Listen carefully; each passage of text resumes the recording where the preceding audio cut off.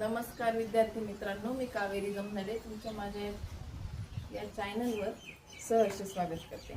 आज आपण बघणार आहोत संख्यांच्या प्रकाराचा पुढचा प्रकार, तो म्हणजे मूळ संख्या आणि संयुक्त संख्या। आता मूळ संख्या कोणाला म्हणायचं? ज्या संख्यांना फक्त दोन अवयव असतात। एक म्हणजे पहिला अवयव म्हणजे एक, की प्रत्येक संख्या तिला असतो एक अवयव म्हणजे एक, आणि ती स्वतः म्हणजेच काय अवयव म्हणजे काय तर 5 हा नंबर जर आपण घेतला तर हा 5 नंबर कोणकोणत्या टेबलमध्ये किंवा पाड्यात येतो बघा। 5 हा येतो एक आणि स्वतःच्याच पाड्यामध्ये। नंतर आपण 11 हा नंबर घेतला तर तो एक आणि 11च्या नंबरमध्ये येतो। 3 हा नंबर घेतला तर तो एक आणि 3च्या पाड्यात येतो। म्हणजे असे नंबर की ज्यांना फक्त दोन अवयव असतात, एक आणि ती स्वतः, असे जे सगळे नंबर्स आहेत त्यांना आपण काय म्हणतो?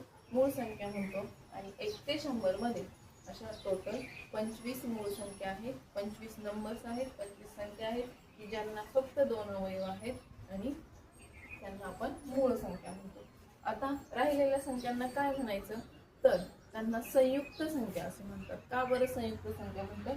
तर बघा, ज्या संख्यांना दोन पेक्षा जास्त अवयव असतात, दोन पेक्षा जास्त अवयव, उदाहरणार्थ आपण घेतलं 6, 6 कोणत्या टेबल मध्ये येतो तर 6 येतो 1, 2, 3 आणि 6च्या पाड्यामध्ये। बघा इथे फक्त 2 2 दिसत होते, इथे 2 पेक्षा जास्त दिसत आहेत। 3 किंवा 3 पेक्षा जास्त किंवा 2 पेक्षा जास्त अवयव असणाऱ्या ज्या संख्या आहेत त्यांना आपण संयुक्त संख्या म्हणतो। मग 25 मूळ संख्या झाल्या आणि उरलेल्या संख्या ज्या आहेत त्यांना आपण संयुक्त संख्या म्हणतो।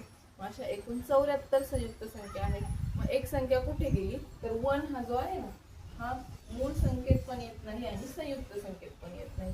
एक ही मूळ संख्या पण नाही, संयुक्त संख्या पण नाही, म्हणून आपल्याकडे 25 मूळ संख्या आहेत आणि 74 ह्या संयुक्त संख्या आहेत।